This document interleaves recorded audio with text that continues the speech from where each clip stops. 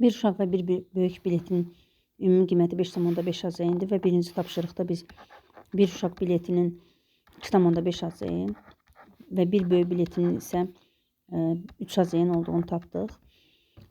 Nümayiş olunacaq film üçün eyni sayda uşaqlar və böyüklər üçün bilet satılaraq 522,5 AZN vəsait əldə olunub və boş yer qalmayıb. Kinoteatrda cəmi neçə yer olduğunu tapın. X sayda uşaq bileti satılıbsa 2,5 vurulsun X AZN buradan gəlir əldə olunub. Və böyüklər üçün satılan bilet də eyni sayda olduğu üçün X vurulsun 3 də böyüklər üçün satılan biletdən əldə olunan gəlirdir.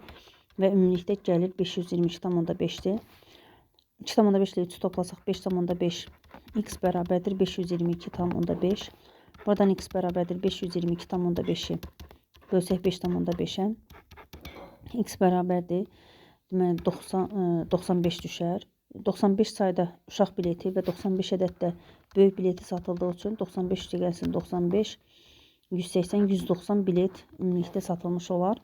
Deməli, boş yerdə qalmayıbsa elə kinoteatrda 190 yer varmış.